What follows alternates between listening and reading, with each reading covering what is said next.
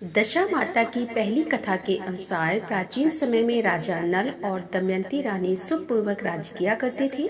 उनके दो पुत्र थे। उनके राज्य में सारी प्रजा सुखी और संपन्न रहती थी। एक दिन की बात है कि उस दिन होली दशा थी। एक ब्राह्मणी राजा के महल में आई और राजा से कहने लगी कि दशा माता का डोरा ले लो।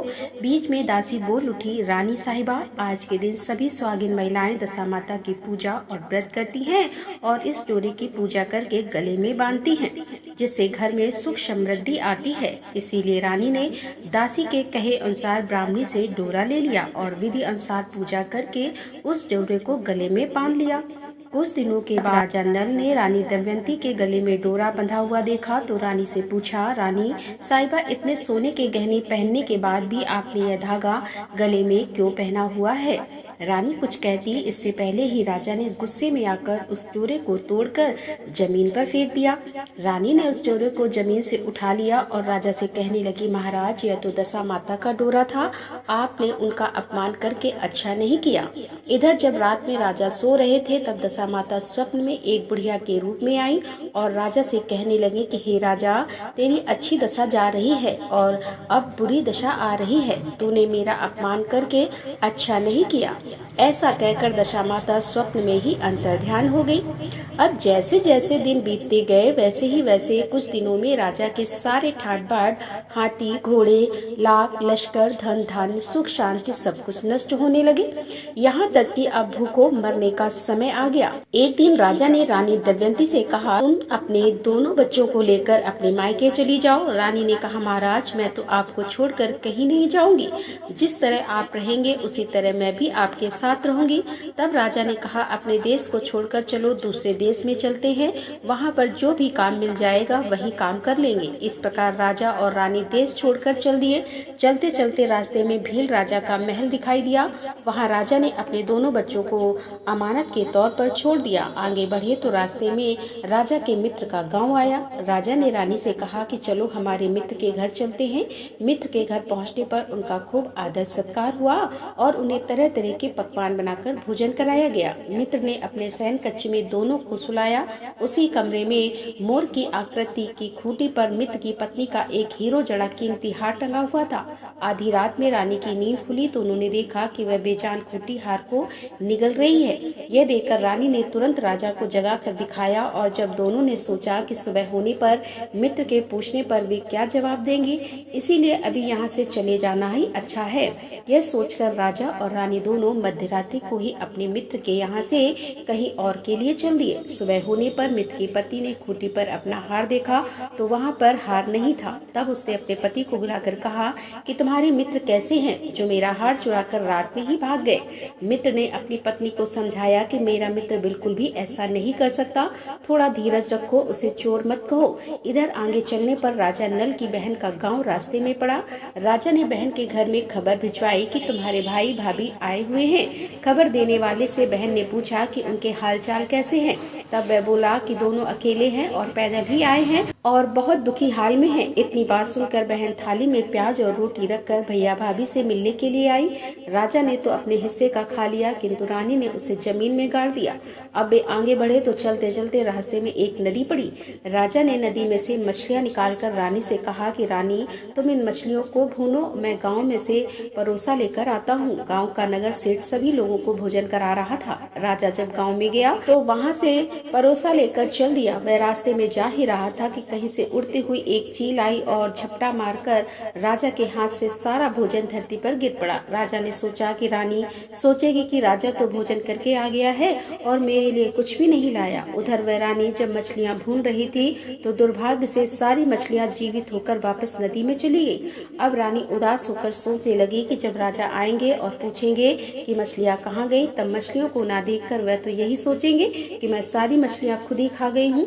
इधर जब राजा आए तो मन ही मन समझ गए और वे वहां से आगे चल पड़े। चलते चलते रानी के मायके का गांव आया। तब राजा कहने लगे कि तुम अपने मायके चले जाओ, वहां दासी का कोई भी काम कर लेना और मैं भी इस गांव में कहीं नौकर बन जाऊंगा।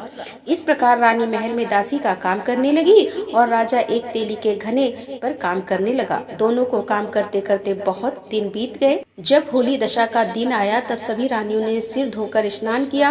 दासी ने भी स्नान किया। दासी ने रानियों का सिर गूथा तो राजमाता ने कहा कि चलो मैं भी तेरा सिर गूंथ देती हूँ। ऐसा कहकर राजमाता जब दासी का सिर गूंथ ही रही थी तब उन्होंने दासी के सिर में पद्म देखा। यह देखकर राजमाता की आंखें भर आई और उनकी आंखों से आंसू की बूंदें टपक कर गिरने लगी। आंसू जब दासी की पीठ पर गिरे तो दासी पूछने लगी, राजमाता आप रो क्यों रही हैं? तब राजमाता कहने लगी, तेरी जैसी मेरी भी बेटी है, उसके सिर में भी पद्म था और तेरे सिर में भी पद्म है। यह देखकर मुझे अपनी बेटी की याद आ गई। तब दासी कहने लगी, मैं ही आपकी बेटी हूँ। दशा माता के कोप से इस समय मेरे बहुत बुरे दिन चल रहे हैं, इसीलिए मैं सहायता मांगने के लिए यहाँ चली आई हूँ। माता ने कहा, बेटी फिर तूने यह बात हमसे क्यों छुपाई?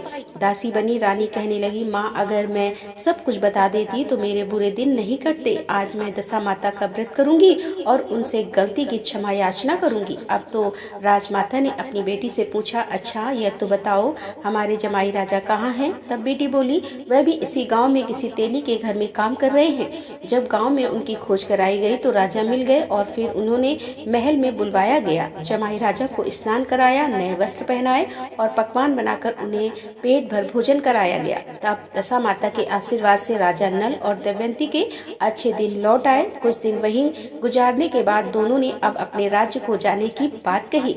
तब दमयंती के पिता ने खूब सारा धन, लाभ, लश्कर, हाथी घोड़े आदि देकर बेटी दामाद को विदा कर दिया।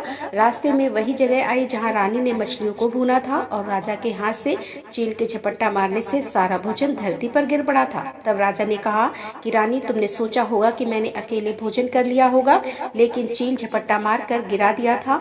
तब रानी कहने लगी, महाराज जी आपने भी सोचा होगा कि मैंने मछलियाँ भूनकर सारी अकेले ही खा ली होंगी, लेकिन वो तो जिंदा होकर वापस नदी में चली गई थी। चलते चलते अब राजा की बहन का गांव आया। राजा ने बहन के यहाँ खबर भेजी। खबर देने वाले से पूछा कि उनके हालचाल कैसे हैं। उसने बताया कि वे तो बहुत अच्छी दशा में हैं, उनके साथ हाथी, घोड़े, लाभ, लश्कर। यह सुनकर राजा की बहन मोतियों की थाल सजा कर लाई। तभी रानी दमयंती ने धरती माता से प्रार्थना की और कहने लगी कि माँ आज मेरी अमानत मुझे वापस दे दो। यह कहकर उस जगह को खोदा जहाँ पर उसने रोटी और प्याज काट दिया था। खोदने पर रोटी तो सोने की और प्याज चांदी का हो गया। यह दोनों चीजें बहन की थाली में डाल दी और आगे चलने की तैयारी करने लगी। वहां से चलकर राजा अपने मित्र के घर पहुंचे। मित्र ने उनका पहले के समान ही खूब आदर सत्कार और सम्मान किया। रात में विश्राम करने के लिए उन्हें उसी शयन कक्ष में सुलाया गया।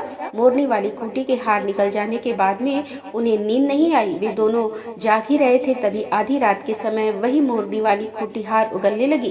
तो राजा ने अपने मित्र को जगाया और रानी ने मित्र की पत्नी को जगा कर दिखाया कि आपका हार तो इस खूंटी ने निकल लिया था और आपने सोचा कि हमने चुरा लिया है। दूसरे दिन प्रातःकाल नित्य कर्म से निपटकर वे दोनों राजा रानी वहां से चल दिए। अब चलते चलते वे राजा भील के यहाँ पहुँचे तो उन्होंने अपने पुत्रों को वापस मांगा। तब भील राजा ने देने से मना कर दिया। गाँव के लोगों ने उन बच्चों को वापस दिलाया। राजा नल और दमयंती अपने बच्चों को लेकर अपनी राजधानी के पास पहुँचे तो नगर वासियों ने लाभ लश्कर के साथ उन्हें आते हुए देखा। सभी ने बहुत प्रसन्न होकर उनका स्वागत किया तथा गाजे बाजे के साथ उन्हें महल पहुंचाया। अब राजा का पहले की तरह ठाट बाट हो गया। राजा नल रानी दमयंती पर दशा माता ने पहले कोप किया, हे दशा माता ऐसा किसी पर मत करना और बाद में जैसी कृपा की वैसे सब पर करना। प्रेम से बोलिए दशा माता की जय।